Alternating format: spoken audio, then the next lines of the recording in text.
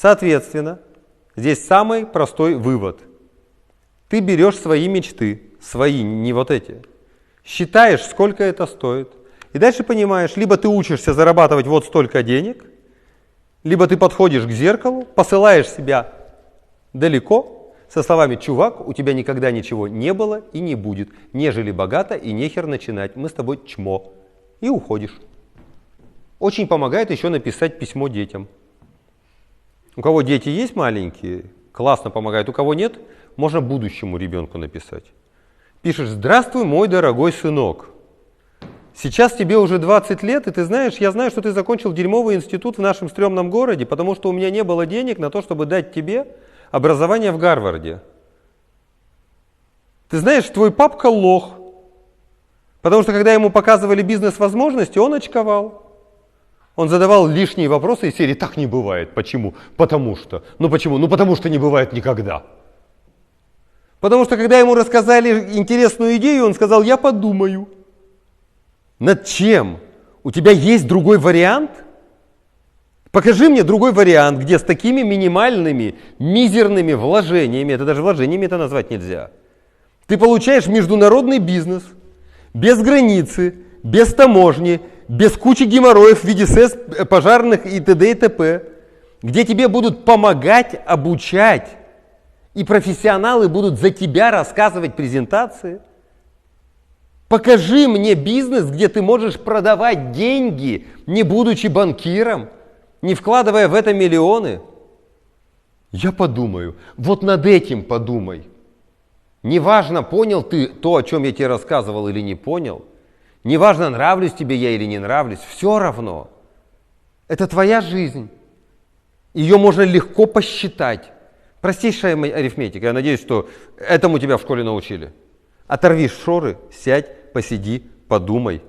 Отмахнешься, Бог с тобой, кто-то должен обслуживать. Но если у тебя хоть чуть-чуть вот здесь вот есть логика и разум, то ты поймешь, что вариантов-то особо нет. Я пришел в этот бизнес, когда мне было 18 лет, я пришел продавать не вот такую потрясающую вещь, а косметику и БАДы. Я это ненавидел. Я пришел вообще для того, чтобы разнести презентацию. Меня позвала моя девушка, с которой я жил, и сказала: пойдем со мной, притворись, как будто бы я тебя пригласил, если я никого не приведу, меня выгонят. Я пошел, думаю, ща я им там вопросы задам, что они пирамида. Пришел, посидел, послушал и подписался. Почему я подписался? Как вы понимаете, 18-летнему пацану не могли понравиться БАДы.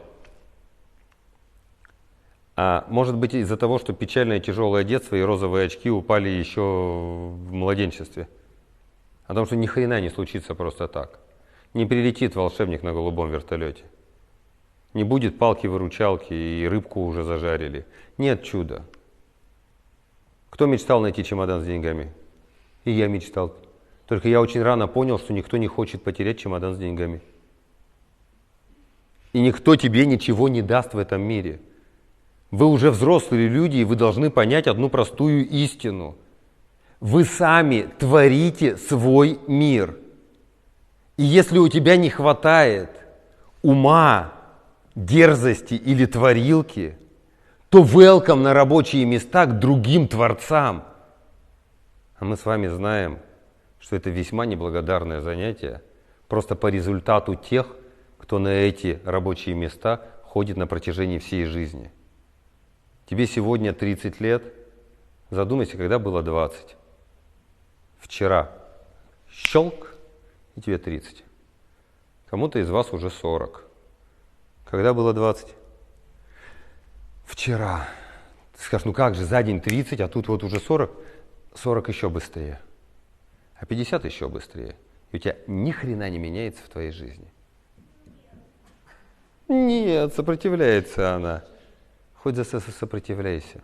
Цифры. Либо ты учишься зарабатывать, либо иди к зеркалу и пиши письмо своим будущим детям. Я прошу прощения, что я заканчиваю на какой-то такой вот немножко негативной нотке, но мысль-то очень простая. Либо ты творишь свою жизнь, либо эта жизнь творит тебя. Да? Либо ты автор своей жизни, и ты создаешь ее, либо ты просто персонаж в чьей-то другой истории. сейчас уйти и не сделать ничего – это преступление. Очень просто. Преступление перед собой и своей семьей. Если ты знаешь выход, ты знаешь, что можно сделать для того, чтобы изменить ситуацию, но ты этого не делаешь, это либо идиотизм, либо саботаж. Саботаж своего счастья. Я надеюсь, что вы не саботажники и, главное, не идиоты. Короче, всем успехов, всем везения, всем всего самого лучшего. Спасибо.